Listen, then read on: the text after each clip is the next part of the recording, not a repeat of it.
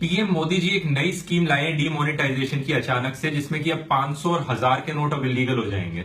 वो कहते हैं कि इससे करप्शन कम होगा, इससे ब्लैक मनी वापस आएगा और इससे जो नकली नोट बन रहे हैं पाकिस्तान से आ रहे हैं वो भी बंद हो जाएंगे।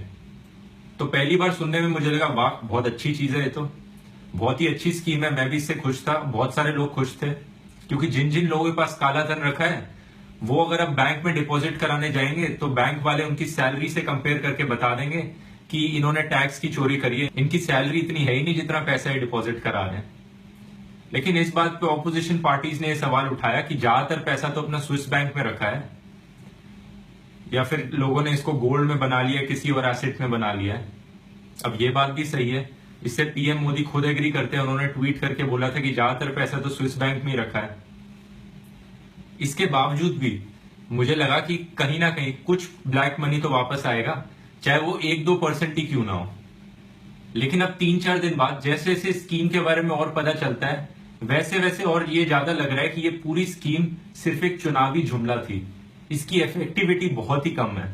ऐसा इसलिए क्योंकि इस पूरे जश्न के पीछे सरकार ने छुप छुप के कुछ ऐसे डिसीजंस लिए हैं कि जिससे ये जितने भी करप्ट लोग हैं उनमें से आधे ज्यादा इस स्कीम से बच जाएंगे।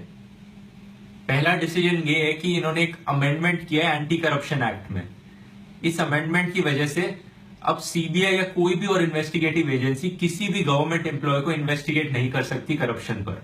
यानी सेंट्रल गवर्नमेंट में काम करने वाला कोई भी एम्प्लॉय, एक पियोन से लेके एक सेक्रेटरी तक, किसी को भी कोई भी इन्वेस्टिगेटिव एजेंसी इन्वेस्टिगेट नहीं कर सकती विदाउट परमिशन फ्रॉम अथॉरिटी, और ये अथॉरिटी गवर्नमेंट खुद ही है। जितेंद्र सिंह कहते हैं हम ये इसलिए लाए हैं लॉ में अमेंडमेंट ताकि सारे ईमानदार ऑफिसर्स को प्रोटेक्ट किया जा सके। भाई साहब, ईमानदार ऑफिसर्स को प्रोटेक्शन की जरूरत नहीं होती है। किसे बेवकूफ समझ रहे हैं आप? किसी को प्रोटेक्शन की जरूरत है तो वो है करप्ट पॉलिटिशियंस। और अब आपके इस अमेंडमेंट की वजह से सारे करप्ट पॉलिटिशियंस सेंट्रल गवर्नमेंट में काम करने वाले इस डीमोनेटाइजेशन की स्कीम से सेफ है। इनफैक्ट अब गवर्नमेंट चाहे तो ऑनेस्ट ऑफिसर्स को और गंदी तरह टारगेट कर सकती है। अब ये इन्वेस्टिगेटिव एजेंसीज को परमिशन देंगे नहीं भ्रष्टाचारी नेताओं पे इन्वेस्टिगेट करने की, और ये खाली ऑनेस्ट ऑफिसर्स पे परमिशन दे देंगे इन्वेस्टिगेट करने की।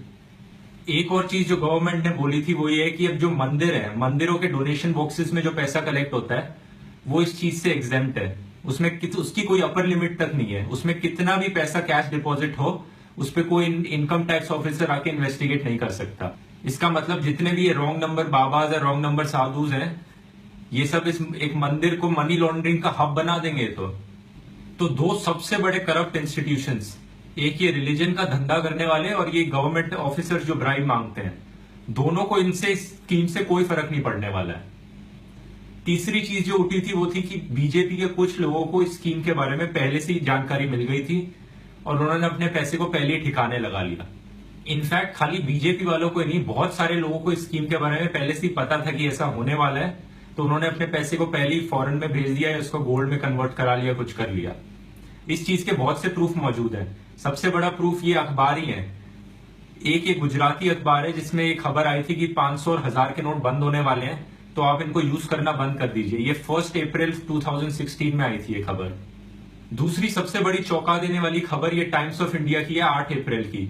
इन्होंने लिखा है कि स्टेट बैंक ऑफ इंडिया की स्टेटमेंट थी कि काफी सारे लोगों ने अपना कैश विदड्रॉ करना शुरू कर दिया, क्योंकि मार्केट में रूमर्स फैल रहे हैं कि 500 और 1000 के नोट बंद होने वाले हैं। तो लोगों ने कैश निकाल के उसको सेफ एसेट्स में डिपॉजिट करना शुरू कर दिया है, जैसे कि गोल्ड में या कुछ और खरीद लिया उस पैसे से। 8 अप्रैल, ये चीज 6-7 महीने पहले ही हो चुकी थी। इसके बाद सवाल ये उठा था कि फ्यूचर में जो करप्शन होगा उसको रोकने के लिए क्या किया जाएगा। नए नोट्स में कुछ खास बात है क्या?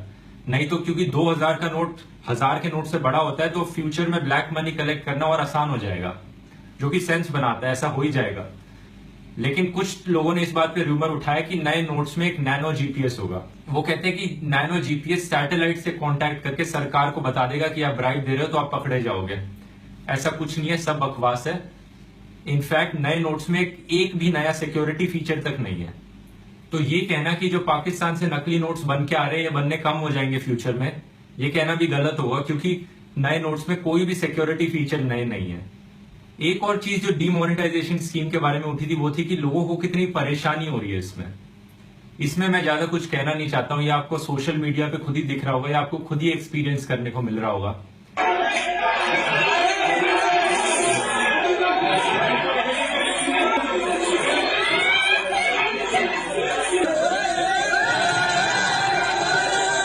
लेकिन जो बाकी सारे रीजंस मैंने बताए, उन रीजंस को देखते हुए इस पूरी डीमोनेटाइजेशन स्कीम के बारे में यह कहा जा सकता है कि एक कदम आगे की ओर देखा लेकिन 4 कदम पीछे चले।